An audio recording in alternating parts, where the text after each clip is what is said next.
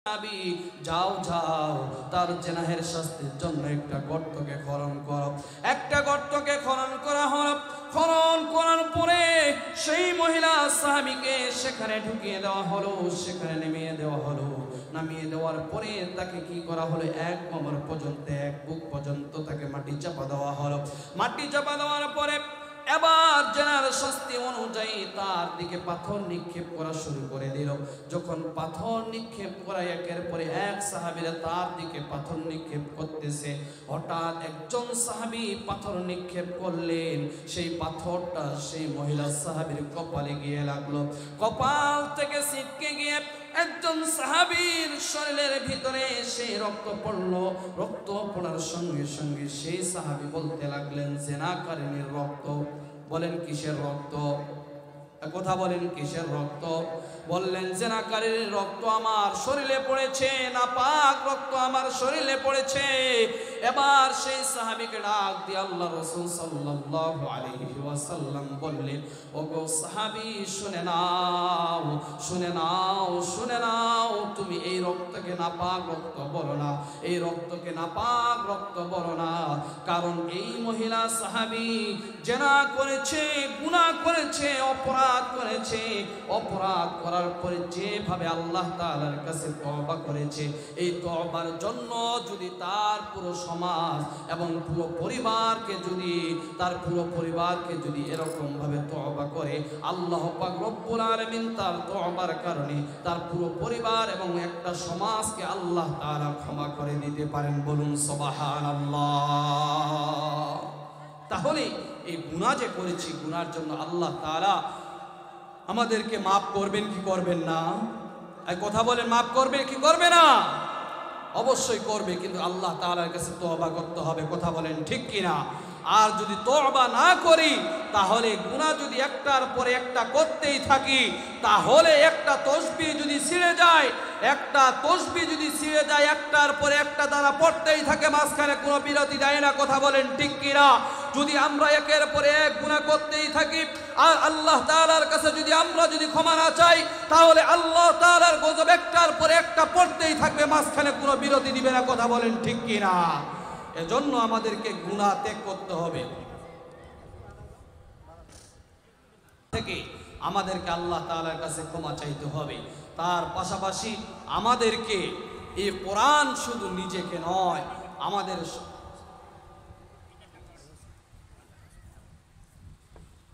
আমাদের সন্তানদেরকেও শিক্ষা দিতে হবে।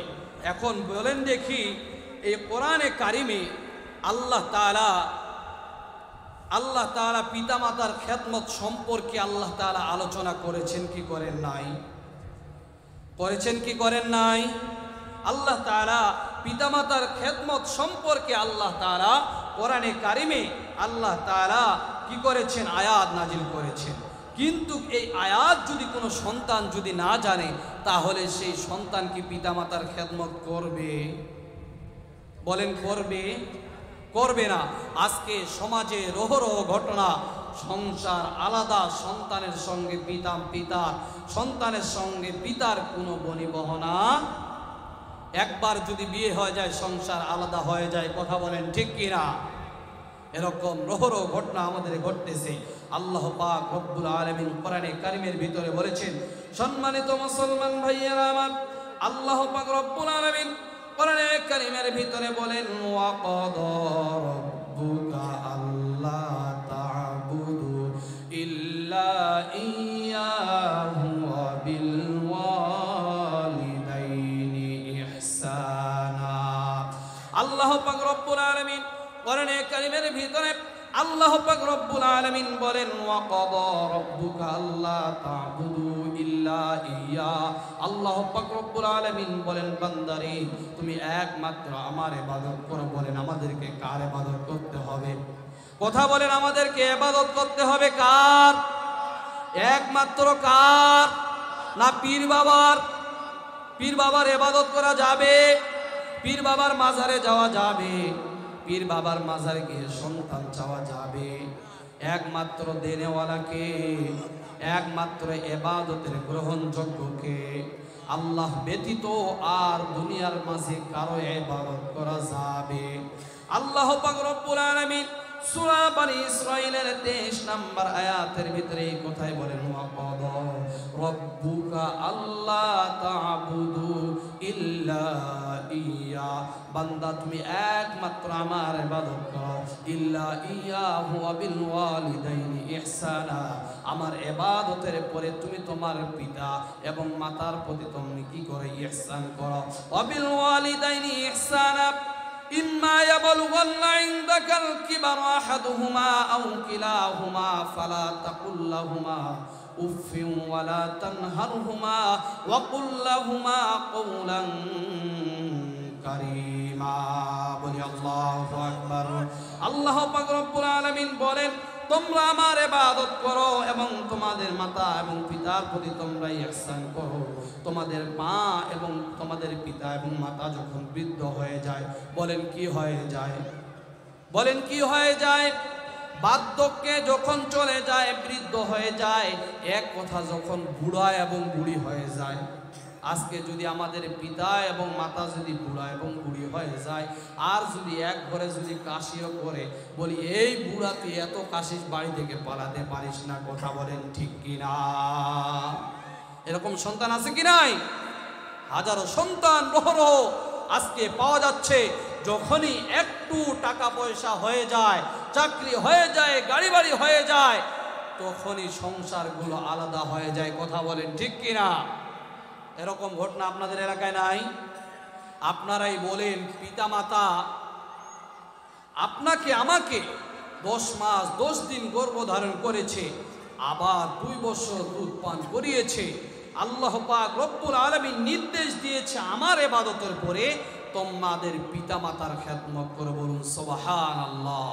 কিন্তু আমাদের পিতা মাতাগুলো যখন বার্ধক্যে পড়ে যায়, আজকে হাজারো রহরহ ঘটনা, হাজারো বাবা মা আজকে বৃদ্ধাশ্রমে আশ্রয় হয়, কথা বলেন ঠিক কিনা? আজকে যখনই বুড়া বুড়ি হয়ে যায়, যদি স্ত্রী হয়ে যায়, টাকার ভাব শরীরে চলে আসে, তখন বাবা মাকে বলে তোর সঙ্গে আর খাবো না, তুই আলাদা হয়ে যায়। ভাই, এই মা এবং বাবা আপনাদের জন্য জান্নাত, আপনার আমার জন্য জান্নাত এবং জাহান্নাম। হুমা, আল্লাহ রাসূল সাল্লাল্লাহু আলাইহি ওয়াসাল্লাম বলেন, হুমা জান্নাতুকা ওয়া নারু, যে তোমার পিতা এবং মাতা হলো তোমাদের জন্য জান্নাত এবং তোমাদের জন্য জাহান্নাম। যদি তোমাদের পিতা মাতাকে তোমরা দুনিয়াতে পাও, তোমাদের জীবিত অবস্থায় তোমাদের পিতা হোক আর মাতা হোক যদি দুনিয়ার ভিতরে পেয়ে যাও, তাহলে তোমরা তাদের মাধ্যমে তোমরা জান্নাতকে কামাই করে নাও, বলুন সুবহানাল্লাহ। আর যদি তারা দুনিয়া থেকে চলে যায়, তাহলে তাদের জান্নাতের জন্য তোমরা দোয়া করতে থাকো। কিন্তু আমরা মুসলমান জাতি যখন আমাদের পিতামাতাগুলো যখন বার্ধক্যে পড়েছে যায়, আর আমরা যখন জোয়ান হয়ে যাই, যুবক হয়ে যাই, টাকা পয়সা উপার্জন করতে শিখি, তখন আর এই পিতামাতাগুলোকে চিনি না, কথা বলেন ঠিক কিনা? আজকে অনেকেই বলে থাকে, হুজুর আমি আমার মাকে খুবই ভালোবাসি। আমার মাকে, কথা বলেন, মাকে ভালোবাসেন কি বাসেন না? বাসেন কি বাসেন না?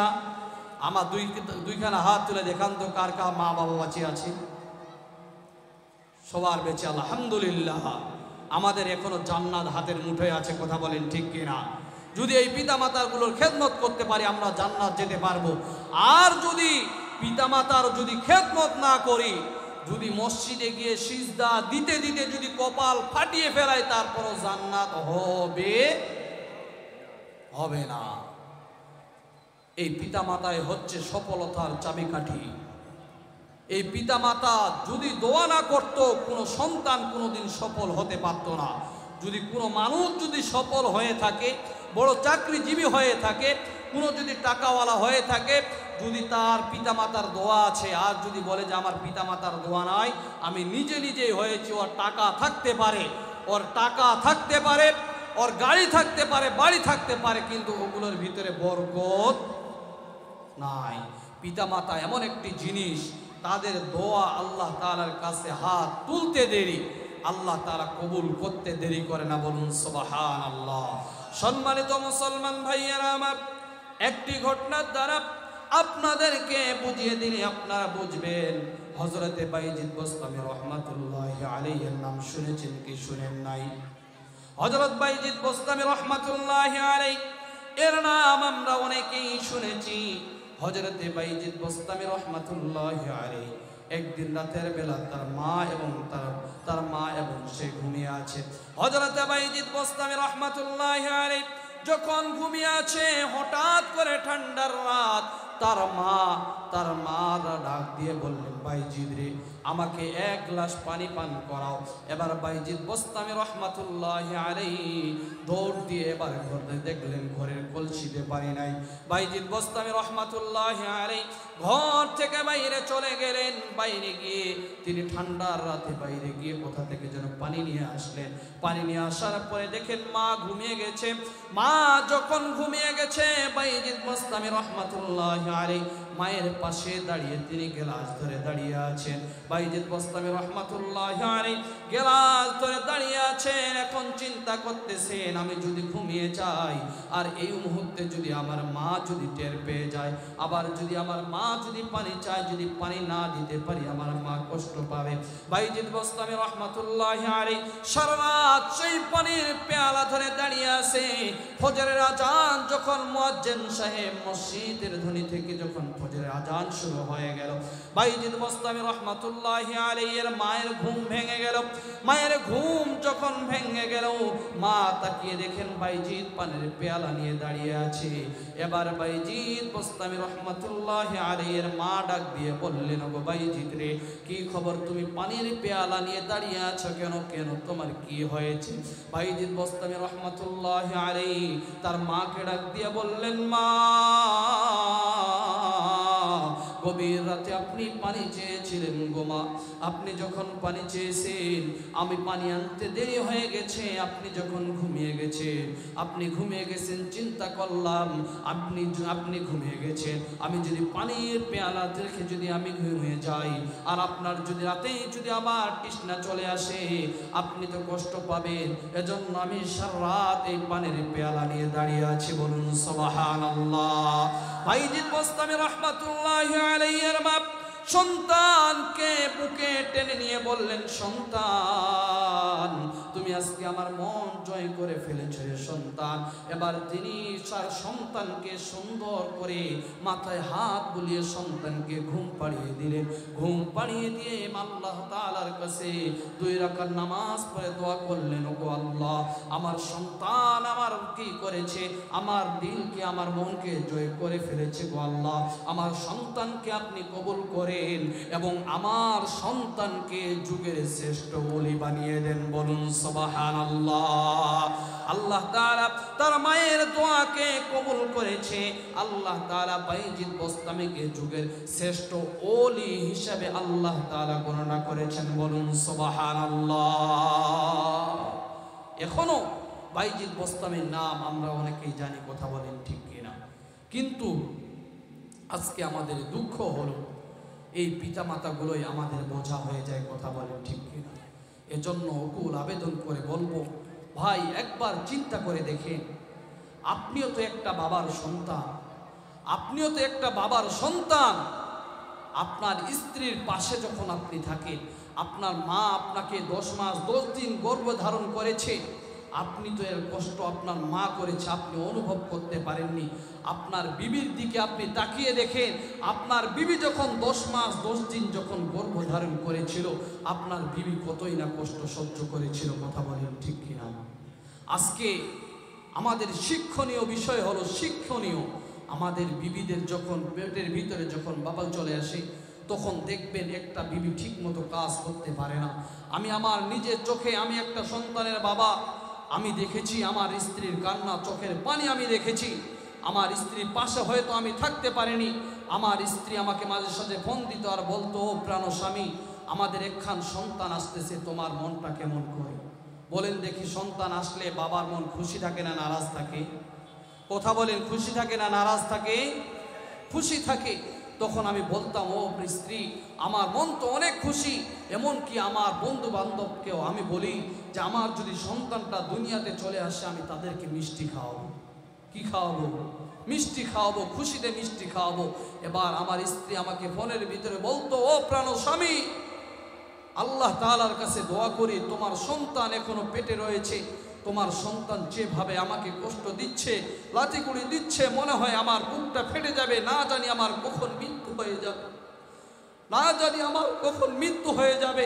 আমি আল্লাহ তাআলার কাছে দোয়া করি, যতক্ষণ না এই সন্তান দুনিয়াতে জন্মগ্রহণ করবে, আপনার মুখে যতক্ষণ পর্যন্ত হাসি না ফুটবে, ততক্ষণ পর্যন্ত যেন আমার যেন মৃত্যু না হয়। বলুন সুবহানাল্লাহ। একজন মা একটা সন্তানকে গর্ভে ধারণ করা অবস্থায় কত কষ্ট স্বীকার করতে হবে। কিন্তু আমার সন্তান যখন একটু বড় হয়ে যায়, চাকরি বাকরি পেয়ে যায়, সেই মা বাবাগুলোকে বৃদ্ধাশ্রমে জায়গা নিতে হয়। কথা বলেন ঠিক কিনা? আজকে হাজারো বাবার সন্তান স্ত্রীর কারণে সংসারকে আলাদা করে ফেলে। আমি বলি, বউ গেলে তুই বউ পাবি রে, বউ গেলে তুই বউ গেলে তুই বউ পাবি রে বাংলার ঘরে ঘরে। কথা বলেন ঠিক কিনা? বউ গেলে তুই বউ পাবি রে বাংলার ঘরে ঘরে, মা হারালে মা পাবি না সাগা জগৎ ঘুরে। কথা বলেন ঠিক কিনা? মা হারালে মা পাওয়া যাবে? এজন্য আমাদের মা যাদের দুনিয়াতে বেঁচে আছে, বাবা যাদের দুনিয়াতে বেঁচে আছে, আমরা সকলেই মা বাবার খেদমত করবো ইনশাআল্লাহ। আল্লাহ তাআলা সকলকে পিতামাতার খেদমত করা তৌফিক দান করুন বলে আল্লাহুম্মা আমিন। সম্মানিত উপস্থিতি, আজকের আমার আলোচ্য বিষয় হলো এই কোরআনকে আমাদের মানার দরকার। কথা বলেন ঠিক কিনা? এই কোরআনকে যদি না মানি, জীবনকে যদি পরিবর্তন না করি, জীবনকে যদি আমরা পরিবর্তন না করি, আর যদি আমরা গুনাহের পথে যদি আমরা থেকে যাই, তাহলে মৃত্যু একদিন হবেই, সেদিন রেহাই পাওয়ার কোনো উপায় নাই। এজন্য এই মৃত্যু আসার পূর্বেই আমাদের জীবনের গুনাহ খাতাগুলো মাফ করে নেওয়ার দরকার আছে কি নাই? এজন্য আল্লাহ পাক রব্বুল আলামিন বলেন, কুল ইয়া ইবাদিয়াল্লাযীনা আসরাফু আলা আনফুসিহিম লা তাকনাতু মির রাহমাতিল্লাহ ইন্নাল্লাহা লা ইয়াগফিরু যুনুবা জামিআ ইন্নাহু হুয়াল গফুরুর রহিম। আল্লাহ পাক রব্বুল আলামিন বলেন, কুল, হে নবী আপনি বলে দিন, যারা তাদের নফসের সঙ্গে জুলুম করেছে, অন্যায় করেছে, অবিচার করেছে, তারা যদি আমি রব্বে কারিমের কাছে যদি ক্ষমা চায়, আমি রব্বে কারিম তাদেরকে মাফ করে দেব। বলুন সুবহানাল্লাহ। সম্মানিত মুসলমান ভাইয়েরা আমার, আপনাদেরকে একটা ঘটনার দ্বারা আপনাদেরকে বুঝিয়ে দিলে আপনারা বুঝবেন। এখন যেরকম ভাবে বৃষ্টি হয় না, বৃষ্টি বন্ধ হয়ে আসে কি আসে না, আমাদের কষ্ট হচ্ছে কি হয় না, এরকম ভাবে মুসা পয়গম্বরের জামানায় আল্লাহ পাক রব্বুল আলামিন এরকম ভাবে বৃষ্টিকে বন্ধ করে দিলেন। বৃষ্টি যখন বন্ধ হয়ে গেল,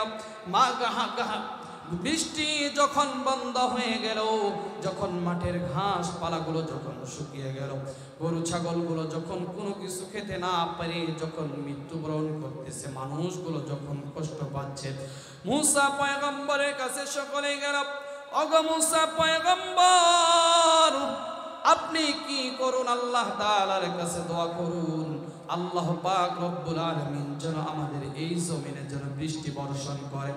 আল্লাহ পাক রব্বুল আলামিন যেন আমাদের এই জমিনে যেন বৃষ্টিকে বর্ষণ করে।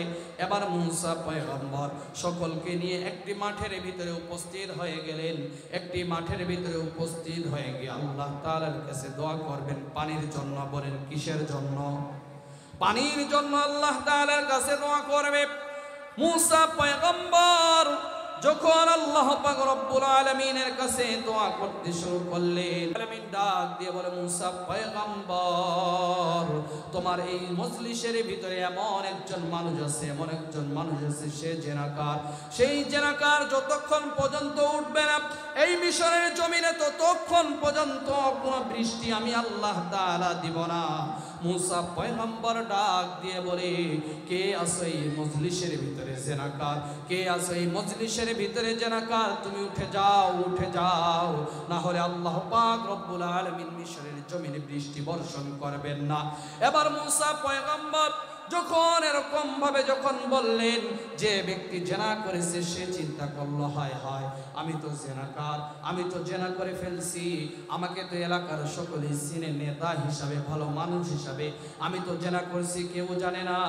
এখান থেকে যদি উঠে যায় এলাকার প্রত্যেকটি মানুষ আমাকে জেনাকার হিসাবে গণ্য করে ফেলবে, এলাকার প্রত্যেকটি মানুষ আমাকে জেনাকার হিসাবে গণ্য করে ফেলবে। তাহলে তো এখান থেকে যদি উঠে যায়, যে মানুষগুলো আমাকে দেখলে চেয়ার ছেড়ে দিত, যে মানুষগুলো দেখলে আমাকে সালাম দিত, সেই মানুষগুলো আর সালাম দিবে? বলেন, কোন জেনাকারকে কি মানুষ সম্মান দেয়? কোন গুনাহগারকে, সুদখোরকে কি মানুষ সম্মান দেয়? হয়তো মুখের সামনে সম্মান দেয়, কিন্তু অন্তর থেকে সম্মান দেয় না। এবার সেই জেনাকার চিন্তা করতেছে, হায় হায়, এই মজলিস থেকে যদি আমি উঠে যাই, এই মজলিস থেকে যদি আমি উঠে যাই, সকলে আমাকে জেনাকার হিসেবে চিনে ফেলবে, তাহলে তো এখান থেকে উঠে যাবে না। দেখি আল্লাহর কাছে শেষবারের মতো একবার সিজদা দিয়ে আল্লাহ তাআলার কাছে ক্ষমা চাই। আল্লাহ তাআলা ক্ষমা করে কি করে না। এবার সেই জেনাকার মাথাটা নিচু করে আল্লাহকে আল্লাহ বলে ডাক দিয়ে বলেছে, আল্লাহ, আমি তো জেনাকার, আমি তো জেনা করেছি গো আল্লাহ। আজকে যদি এই মজলিস থেকে যদি আমাকে উঠিয়ে যেতে হয়, মানুষগুলো আমাকে জেনাকার হিসেবে চিনে ফেলবে, মানুষগুলো আমাকে জেনাকার হিসেবে চিনে ফেলবে, মানুষগুলো আমাকে কোনোদিন সম্মান দিবে না। ওগো আল্লাহ, আমি গুনাহ করেছি, আমি তোমার কাছে ক্ষমা চাই। ওগো আল্লাহ, তুমি আমাকে মাফ করে দাও, আমাকে মাফ করে দাও। এই ব্যক্তি যখন আল্লাহ তাআলার কুদরতি পায়ে যখন সিজদানত হয়ে যখন বারবার আল্লাহকে ডাক দেওয়া শুরু করে দিয়েছে, মিশরের জমিনে আল্লাহ তাআলা তাকে মাফ করে দিয়ে মিশরের জমিনে ঝুরঝুর করে বৃষ্টি দান করে দিয়েছে। বলুন সুবহানাল্লাহ।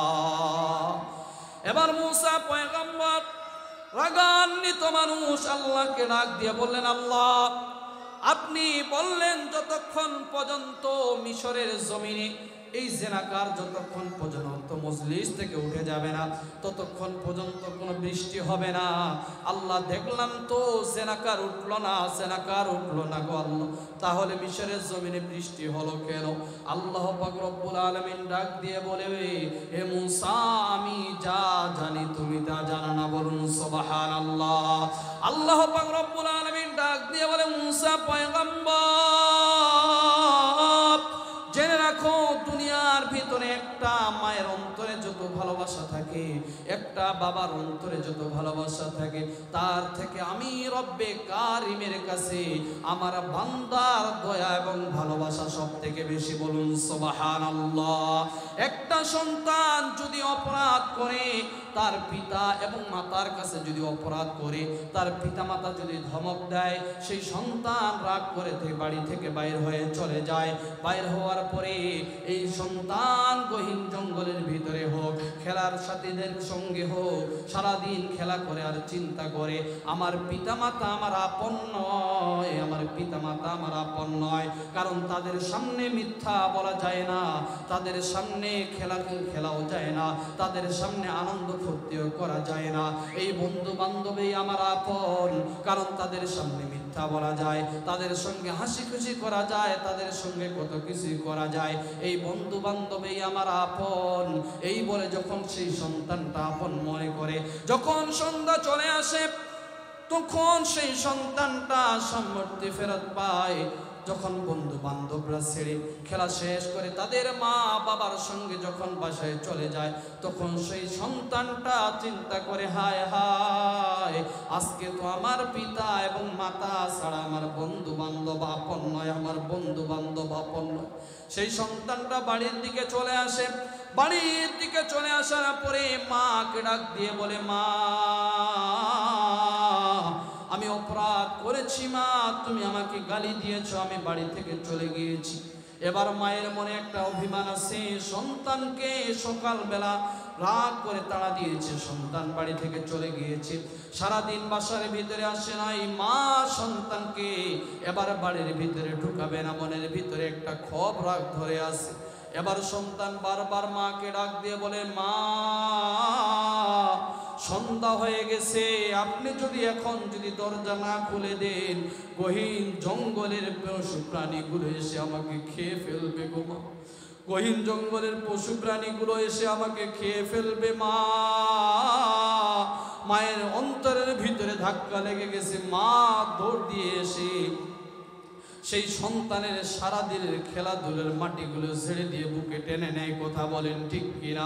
যেমনই ভাবে একটা সন্তান অপরাধ করে বাসা থেকে চলে যায়, মা সারাদিনের খেলাধুলার মাটিগুলো ধুলে বুকে টেনে নেয়, ঠিক আল্লাহ পাক রব্বুল আলামিন বলেন, বান্দারে তোমাকে আমি 60 বছরের জিন্দেগি দিয়েছিলাম, 70 বছরের জিন্দেগি দিয়েছিলাম রে বান্দা, তুমি ফজরে আসো নাই, তোমাকে আমি ডেকেছি ফজরে আসো নাই, তোমাকে জোহরে ডেকেছি বান্দা তুমি জোহরে আসো নাই, তোমাকে আসরে ডেকেছি বান্দা তুমি আসরে আসো নাই, তোমাকে মাগরিবে ডেকেছি বান্দা তুমি আসো নাই, তোমাকে আমি এশায় ডেকেছি বান্দা তুমি আসো নাই, তোমার 10 বছরে বছরে তুমি আসো নাই রে বান্দা, তোমার 20 বছরে বছরে আসো নাই, তোমার 30 বছর বয়স হয়ে গেছে তুমি মসজিদে আসো নাই, 40 বছর বয়স হয়ে গেল বান্দা তুমি মসজিদে আসলা না, তুমি তো অন্যায় করেছো, অপরাধ করেছো আমি জানি, কিন্তু তুমি বান্দা যদি আমি রব্বে কারিমের কাছে কুদরতি পায়ে যদি একদিন সিজদা দিয়ে আল্লাহ বলে ডাক দাও, তাহলে আমি রব্বে কারিম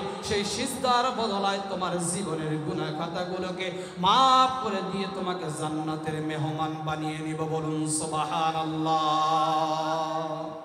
তাহলে আমরা জান্নাতে যেতে চাই কি চাই না?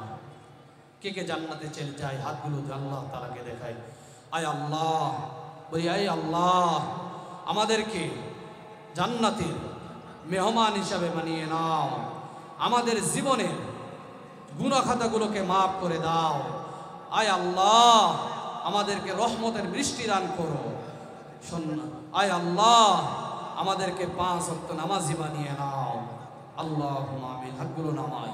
সম্মানিত উপস্থিতি, আল্লাহ তাআলা আজকে আল্লাহ তাআলা আমাদেরকে 5 ওয়াক্ত নামাজ দিয়েছে, কিন্তু আমরা অনেকেই 5 ওয়াক্ত নামাজ পড়ি না, কথা বলেন ঠিক কিনা? পড়ি না। কারণ কেন পড়ি না? আমাদের মনগুলো দুনিয়া নিয়ে ব্যস্ত হয়ে গেছে, আখিরাত নিয়ে কারো চিন্তা ভাবনা নাই। আপনারাই বলুন, একজনের প্রতি যদি একজনের ভালোবাসা জন্মে, একজনের প্রতি যদি একজনের ভালোবাসা জন্মে, একটা ছেলে একটা মেয়ের সঙ্গে যদি প্রেম করে, কি করে? ভালোবাসা করে। যুবকরা বেশি করে বুঝবে, বা একজন স্ত্রীর সঙ্গে একজন স্বামীর যদি সৎ ভালোবাসা থাকে, তাহলে তার সঙ্গে 10-20 মিনিট, 1 ঘন্টা 2 ঘন্টা কথা না বললে ভালো লাগে? ভালো লাগে? যার সঙ্গে যার মোহাব্বত আছে সেই মানুষটাকে যদি একদিন না কথা হয় তাহলে ভালো লাগে না। আল্লাহ পাক রব্বুল আলামিন ডাক দিয়ে বলে, বান্দারে তোমাকে ফজরের নামাজ, তোমাকে জোহরের নামাজ কেন দিলাম জানিস রে বান্দা? তোমাকে আমি জোহরের নামাজ এই কারণে দিলাম, ফজর থেকে জোহর পর্যন্ত তুমি কি করো জানি না, আমি জোহরের নামাজটা তোমাকে এই কারণে দিলাম, তুমি আমাকে ভুলে গেছো নাকি? তোমাকে তো আমি ভালোবাসি, সেই ভালোবাসার খাতিরে তোমাকে আমি জোহরের সময় ডাকি। জোহর পার হয়ে যায়, যখন বিকাল গড়িয়ে আসে, তখন আমার আবার অন্তরটা চায় আমার বান্দার সঙ্গে আমি সাক্ষাৎ করি, এজন্য আমার বান্দাকে আমি আবার আসরের সময় ডাকি। আসর গড়িয়ে যখন সন্ধ্যা চলে আসে, মনটা বলে যে সন্ধ্যা চলে আসলো, আমার বান্দার সঙ্গে কি আমি কথা বলবো না? আমার বান্দার সঙ্গে কি আমি কথা বলবো না?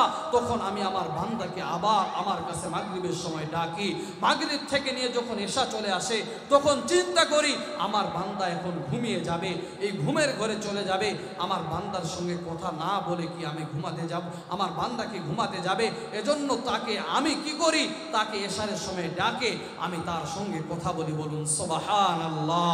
আবার যখন ফজর গড়িয়ে, এশা গড়িয়ে যখন ফজর চলে আসে, রাতের ঘুম হয়ে যায়, আল্লাহ তাআলা বলেন, বান্দা সারা রাত ঘুমালি, তুই যদি এখন ফজরে উঠে আমার সঙ্গে না সাক্ষাৎ করিস তাহলে আমাকে ভালো লাগবে না। এজন্য আল্লাহ পাক রব্বুল আলামিন আবার সেই ফজরের সময় আপনাকে আমাকে ডাক দেয়, বলুন সুবহানাল্লাহ। শুধু ডাকেই দেয় না, ফেরেশতাদেরকে ডাক দিয়ে বলে, ফেরেশতারা তোমরা কই আছো? আমার সামনে থেকে পর্দাগুলোকে সরিয়ে দাও, আমার বান্দারা আমার কুদরতি পায়ে সিজদা করবে, আমার আর আমার বান্দার ভিতরে কোনো ফারেক থাকবে না, আমার বান্দা এবং আমি এই নামাজের মাধ্যমে সরাসরি কথা বলবো, বলুন সুবহানাল্লাহ। সম্মানিত উপস্থিতি, নামাজকে আমরা ত্যাগ করে ফেলি, কথা বলেন ঠিক কিনা? আমরা নামাজ পড়বো তো ইনশাআল্লাহ। আল্লাহ পাক রব্বুল আলামিন সকলকে এই নামাজের জন্য কবুল করুক, বলে আল্লাহুম্মা আমিন। সম্মানিত উপস্থিতি, আজকে এমন একটি তাফসীরুল কোরআন মাহফিল, এই কোরআন আমরা সকলেই ভালোবাসি, কথা বলেন ঠিক কিনা? এই কোরআন নিয়ে আমরা সকলে জান্নাতে যেতে চাই, কথা বলেন ঠিক কিনা? এই কোরআন যতদিন আছে এই কোরআনের পক্ষেই থাকবো ইনশাআল্লাহ। আমরা ইসলাম মানি, ইসলামের পক্ষেই আমাদের যতদিন জীবন আছে, আমাদের দেহে যতদিন রক্ত আছে, ততদিন এই কোরআনের পক্ষেই থাকবো ইনশাআল্লাহ। এই কোরআনের আলো নিভিয়ে দিতে ফেরাউন এসেছিল, নমরুদ এসেছিল, আরো যারা এসেছিল, যত বাতিল এসেছিল, সমস্ত বাতিল ডুবে গেছে, এই কোরআনের আলোকে নিভাতে পারে নাই। আজ পর্যন্ত যত নাস্তিকরা যত কথা বলুক না কেন, এই কোরআনের আওয়াজকে বন্ধ করে দিতে চাক না কেন, একজন আলেমকে যদি তারা জেলখানায় ভর্তি করে, বন্দি করে, যদি তারা মনে করে এই কোরআনের আওয়াজকে দাবিয়ে দিব, আল্লাহ তাআলা শত কোরআনের হাফেজকে বানিয়ে দিয়ে এই কোরআনের কণ্ঠকে আল্লাহ তাআলা গোটা বিশ্বে এবং গোটা দুনিয়াতে কোরআনের বাণী ছড়িয়ে দিবে, কথা বলেন ঠিক কিনা? এই কোরআনের আলো, এই কোরআনের বাণী দবিয়ে রাখা যায় না। এজন্য আপনাদেরকে বলবো, এই কোরআনকে আমরা সকলে ভালোবাসি, আমরা আমাদের মা বাবাকেও ভালোবাসি, কথা বলেন ঠিক কিনা? এই মাহফিলকেও আমরা ভালোবাসি।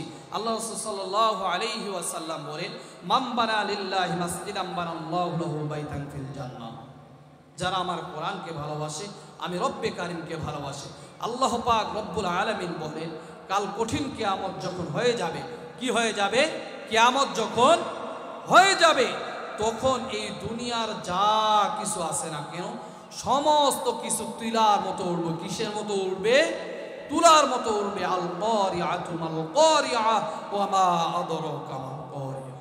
যখনই কিয়ামত হয়ে যাবে, এই দুনিয়ার যা কিছু আছে না কেন, সমস্ত কিছু তুলার মতো উঠতে থাকবে, কিন্তু কিছু জায়গা উঁচু উঁচু অবস্থায় থেকে যাবে। আল্লাহ পাক রব্বুল আলামিন ফেরেশতাদেরকে ডাক দিয়ে বলবে, ফেরেশতারা, দুনিয়ার সব কিছু ধ্বংস হয়ে গেল, কিন্তু কিছু জায়গা দেখতেছি উঁচু অবস্থায় দাঁড়িয়ে আছে, এগুলো কিসের জায়গা? আল্লাহ পাক রব্বুল আলামিনকে ফেরেশতারা বলবে, আল্লাহ, এগুলো তো সেই জায়গা হলো মসজিদ এবং মাদ্রাসা। বলুন সুবহানাল্লাহ।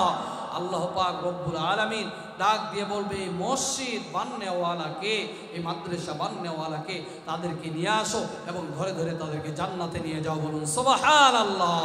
আমাদের মসজিদ অনেকগুলো কাজ বাকি আছে, কথা বলেন ঠিক কিনা? আমি একটা মানুষ দেখতে চাই, বাবা মা তো অনেক সম্পদ দিয়ে গেছে, দুনিয়া থেকে চলে গেছে, এই বাবা মার জন্য আজকের কোরআনের মাহফিলে 50,000 টাকা দান করবে। একজন মানুষ আমি দেখতে চাই, মা এবং বাবার জন্য 50,000 টাকা দান করবে। এরকম মানুষ নাই? অত্র এলাকায় এরকম মানুষ পাওয়া যাবে না? আল্লাহর ঘরের জন্য 50,000 টাকা দেনেওয়ালা মানুষ পাওয়া যাবে না? আপনারাই বলেন, যাবে কি যাবে না? গরিব মানুষ নাকি এলাকায়? আমি তো এর আগের বারও এসেছি, অত্যন্ত বড়লোক মানুষ, আপনারা দান খুবই করেন। আমি আজকের উত্তম মাহফিলের সম্মানিত সভাপতি সাহেব, বীর মুক্তিযোদ্ধা, আজকের সম্মানী মানুষের মুখ থেকে আমি একটা সম্মানী ভাষণ শুনতে চাই, যে আমাদের অত্র মসজিদের জন্য একটি বড় অ্যামাউন্ট তিনি দাঁড় করবেন। আমরা চাই কি চাই না? আমরা সকলে হাত তুলে দেখাই, আমরা চাই কি চাই না? তাহলে আমি প্রথমেই আমার সম্মানিত সভাপতি সাহেবের কাছ থেকে শুনতে চাই, তিনি আমাদের মসজিদের কাজের জন্য তিনি কি দান করবেন। ভাই, আপনাদের লোক কই? আপনারা কি লিখবেন না নাকি? আমাদের সম্মানিত সভাপতি সাহেব, কি আপনি? তাহলে একটা ঘোষণা আপনার মুখ থেকে আমরা প্রথম শুনতে চাই, আপনার কি বলেন? এখানে লেখেন। আলহামদুলিল্লাহ। প্রধান অতিথির নাম তো পোস্টারে মনে দেওয়া হয়নি। আলহামদুলিল্লাহ। আমার দুই পাশে দুইজন সম্মানী মানুষ ছাড়া কেউ তো দুই পাশে বক্তাদের, আলেমদের পাশে বসতে পারে না। এজন্য সম্মানী মানুষের দুইজনের কাছ থেকে আমি দুইটি আবদার করব, তারা যেন সম্মানী একটি ভাষণ আমাদের মাঝে দেয়। আপনারা কি বলেন? আমাদের মসজিদের উপরে কাজ এখনো বাকি আছে, এই কাজগুলো হোক, আমাদেরই হবে, কথা বলেন ঠিক কিনা? যাক, যেহেতু আমাদের সম্মানিত সভাপতি সাহেব এখন পর্যন্ত আমি এলান পেলাম না, প্রধান অতিথি পেলাম না, তাহলে আলহামদুলিল্লাহ আব্দুর রহিম ভাইকে আসেন ভাই, আপনার সঙ্গে আমি একটু কোলাকুলি করি। আসেন আল্লাহ তাআলা আব্দুর রহিম ভাইকে কবুল করুক, বলি আল্লাহু আমিন। আয় আল্লাহ, তোমার যেই বান্দা আব্দুর রহিম ভাই 5000 টাকা করলো দান, আল্লাহ তুমি আব্দুর রহিম ভাইকে কবুল করো, জানে মানে বরকত দান করো, ভাইয়ের পরিবারের সকলকে তুমি কবুল ও মঞ্জুর করো, ছেলে সন্তানদের নেক হায়াতে তৈয়বা দান করো। আয় আল্লাহ, পিতা মাতা যারা দুনিয়া থেকে বিদায় নিয়ে চলে গেছে, এই দানের ওসিলা করে তাদেরকে মাফ করে জান্নাতুল ফেরদৌস নামে নসিব করে দাও, বলি আল্লাহুম্মা আমিন। আসেন ভাই, আপনার সঙ্গে একটু আমি কলা করি। আলহামদুলিল্লাহ, আল্লাহ তাআলা আপনারা ভাই যে 5000 টাকা দিল, আপনারা খুশি না বেজার? 5000 টাকা করে, যেহেতু 10000 টাকা দিলাম না, 5000 টাকা করে তাহলে 10 জন দাঁড়ায় ইনশাআল্লাহ। আমি 5000 টাকা করে 10 জনের কাছে আবদার করেছি। আলহামদুলিল্লাহ, আলহামদুলিল্লাহ, 1 2 3 4 5 আলহামদুলিল্লাহ, বলি মারহাবা। আমাদের প্রধান অতিথি 5000 টাকা করলো দান। আলহামদুলিল্লাহ, আলহামদুলিল্লাহ। আয় আল্লাহ, তোমার বান্দা আজকের মাহফিলের সম্মানিত প্রধান অতিথি সাহেব 5000 টাকা করলো দান। আল্লাহ, তোমার বান্দাকে তুমি কবুল ও মঞ্জুর করিয়া নাও। আয় আল্লাহ, জানি না কোন উদ্দেশ্য নিয়ে তোমার বান্দা তোমার ঘরের জন্য দান করলো, আল্লাহ তোমার বান্দার দানকে তুমি কবুল করো। আল্লাহ, হায়াতের ভিতরে বারাকাত দান করো। আল্লাহ, সংসারের ভিতরে বরকত দান করিয়া দাও। ছেলে মেয়েদেরকে হায়াতে তৈয়বা দান করো। আয় আল্লাহ, পিতা মাতা যারা দুনিয়া থেকে বিদায় নিয়ে গেছেন, আয় আল্লাহ, তোমার যেই বান্দার যদি তার পরিবার থেকে কেউ পিতা মাতা যদি দুনিয়া থেকে বিদায় নিয়ে চলে যায়, আল্লাহ সকলকে মাফ করে জান্নাতুল ফেরদৌস নামে নসিব করে, বলি আল্লাহুম্মা আমিন। আয় আল্লাহ, তোমার এক বান্দি, আয় আল্লাহ, সুরাইয়া মা আমার 5000 টাকা করলো দান। আল্লাহ, মাকে তুমি কবুল করো। আল্লাহ, জানি না মা কোন উদ্দেশ্য নিয়ে তোমার ঘরের জন্য দান করেছেন, আল্লাহ মায়ের দানকে তুমি কবুল করো। আল্লাহ, মা ফাতেমা রাদিয়াল্লাহু তাআলা আনহার সঙ্গে হাসর নাসর করাও।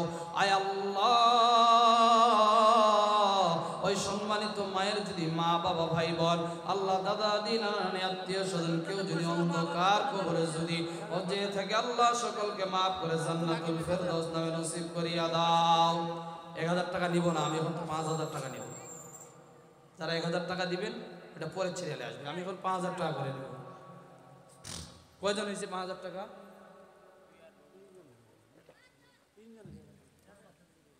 3000 টাকা। 5000 টাকা হয়েছে 3 জন। আর কি হবে না? আচ্ছা, আরেকটা মানুষ দেখতে চাই। আরেকটা মানুষ উত্তর এলাকায় কি আরেকটা মানুষ 5000 টাকা দেনেওয়ালা নাই? ভাই, ধন সম্পদ দিয়েছে কে? কে দিয়েছে কথা বলেন? কেড়ে নিতে কি পারবে না? পারবে কি পারবে না? সময় লাগবে, সময় লাগবে না। এজন্য আল্লাহ তাআলা এই ধন সম্পদ দিয়েছেন, তিনি দিয়েছেন, তিনি নিবেন। আজকে যদি মৃত্যু হয়ে যায়, তাহলে কালকে আপনাকে আমাকে শূন্য পকেটে সেই কবরস্থানে রেখে আসবে। কথা বলেন ঠিক কিনা? এজন্য আল্লাহর ঘর মসজিদের জন্য চেয়েছি। আমাদের মা বোনদের কাছ থেকে কি আরেকটি নাম পাওয়া যাবে না? আমাদের মা বোনদের কাছে অনুরোধ করে বলবো, আপনাদের যদি কারো 5000 টাকা দেওয়ার এরকম আশা থাকে, আপনারা 5000 টাকা আরেকজন মা নিয়ে আসবেন। পুরুষ প্যান্ডেল থেকে পাবো না। তাহলে আল মারউ মা মান আহাব্বা, যার সাথে যার মোহাব্বত। এখন রুমাল ছাড়বেন না, রুমাল ছাড়বেন না আমি যতক্ষণ না বলি। আল মারউ মা মান আহাব্বা, যার সাথে যার মোহাব্বত, তার সাথে তার, বলেন তার সাথে তার কিয়ামত, তার সাথে তার কিয়ামত। আমরা কোরআনের সঙ্গে সম্পর্ক রাখতে চাই কি চাই না? কে কে চাই? হাত তুলে দেখাই। আয় আল্লাহ, বান্দাগুলোকে সকলকে কোরআনের সঙ্গে সম্পর্ক করার তৌফিক দান করুন, বলি আল্লাহুম্মা আমিন। বলেন দেখি, কোরআনে পারা কয়টি? 30টি। 30টি পারার সঙ্গে 30 জন মিল রেখে আমরা ঝটপট আমরা দাঁড়িয়ে যাব ইনশাআল্লাহ। 1000 করে 30 জনের নাম খুব ঝটাঝট আমরা লিখে ফেলি। এই যে আলহামদুলিল্লাহ, একজন ভাই, ভাইয়ের নাম লেখেন কি? ভাইয়ের নাম কি? আলহামদুলিল্লাহ, আলহামদুলিল্লাহ। আল্লাহ প্রথম পারার সঙ্গে সম্পর্ক রেখে আব্দুল হাকিম ভাই 1000 টাকা করলো দান। আল্লাহ তোমার বান্দার দানকে কবুল মঞ্জুর করিয়া নাও। আল্লাহ জানেমাল বরকত দান করো, ব্যবসা বাণিজ্যের ভিতরে বরকত দান করো। আল্লাহ পরিবারের সুখ শান্তি দান করো। আল্লাহ বালা মুসিবত থেকে হেফাজত করো। পিতা মাতা যারা দুনিয়া থেকে বিদায় নিয়ে চলে গেছে, মাফ করে জান্নাতুল ফেরদৌস নামে নসিব করো, বলি আল্লাহুম্মা আমিন। কার জন্য? তোমার নাম কি? শাহরিয়া। কার জন্য টাকা নিয়ে আসছো? কার জন্য দান করবা? আলহামদুলিল্লাহ, আমার শাহরিয়া ছোট মাসুম বাচ্চা 2,000 টাকা করলো দান। আয় আল্লাহ, তোমার বান্দার দানকে কবুল করো।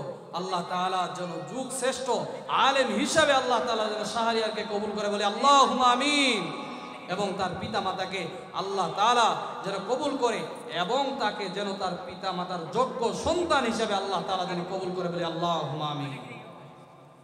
লেখেন, এই যে শাহরিয়া 2,000 টাকা, লিটন যাচ্ছে 5,000।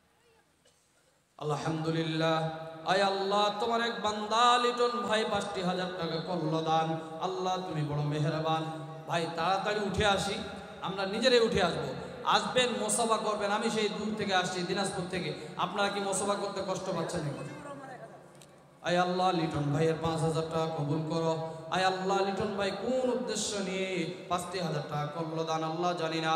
আল্লাহ তোমার বান্দার জানে মালে বরকত দান করিয়া দাও, পরিবারের সুখ শান্তি দান করো।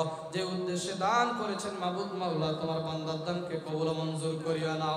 আল্লাহ মুজিবর ভাই 1,000 টাকা করেছে দান, আল্লাহ মুজিবর ভাইয়ের দানকে কবুল করো।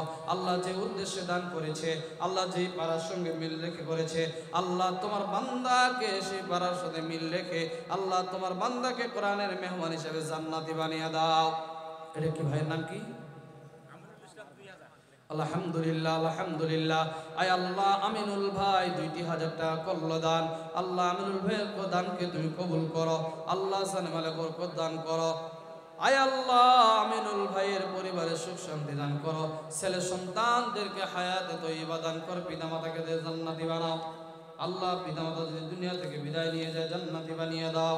কয়জন হয়েছে ভাই? আমাদের মা বোনেরা কোথায়? আমাদের মা বোন কি আসে নাই?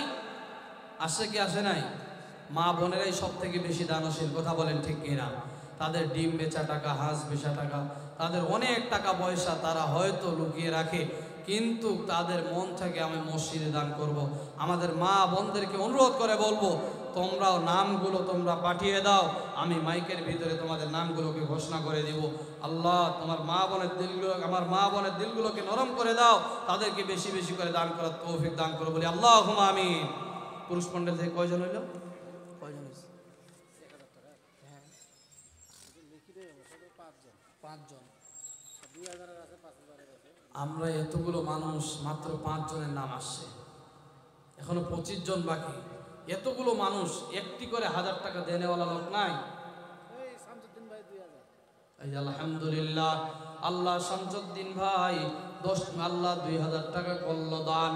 আল্লাহ শামসুদ্দিন ভাইকে তুমি কবুল করো, ব্যবসায়ী বাণিজ্যের ভিতরে বরকত দান করো।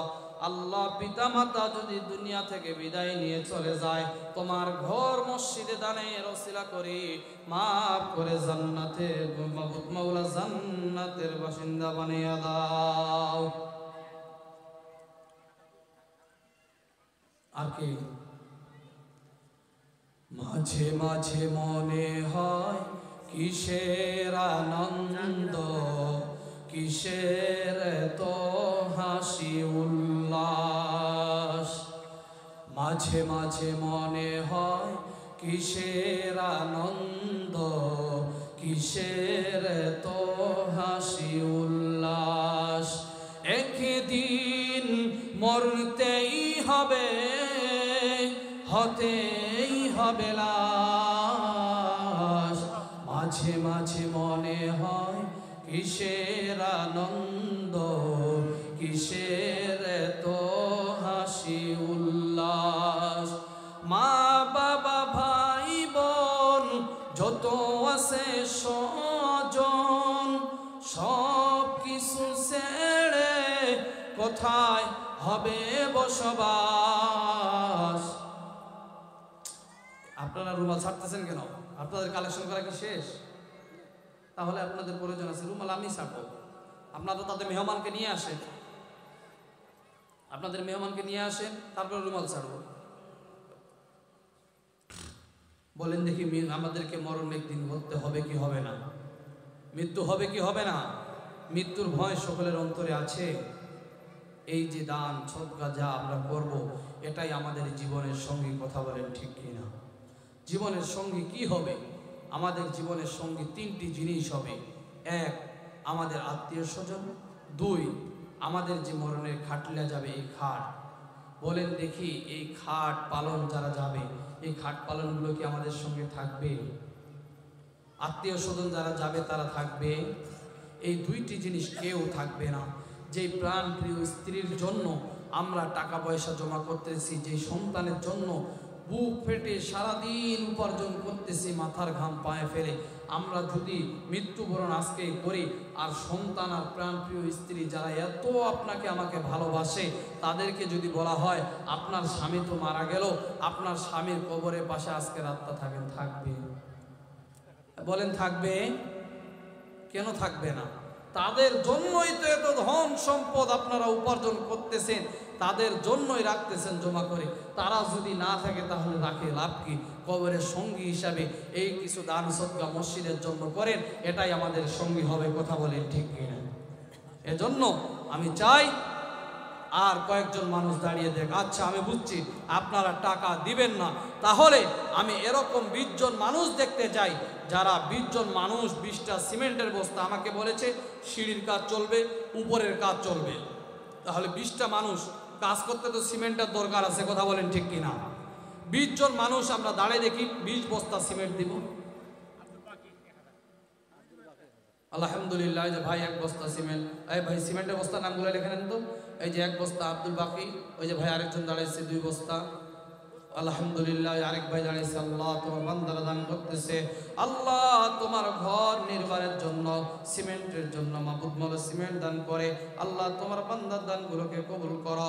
আল্লাহ তোমার ঘর মসজিদ নির্মাণের জন্য দান করতেছে, আল্লাহ তোমার বান্দার দানগুলোকে কবুল করে। আল্লাহ তোমার ঘরের মেহমান তাদেরকে বানিয়ে নাও। আর কে? আলহামদুলিল্লাহ, ভাইয়ের নাম কি? আলহামদুলিল্লাহ, কয় বস্তা হলো? 4 বস্তা। আলহামদুলিল্লাহ, একজন ভাই দাঁড়ান।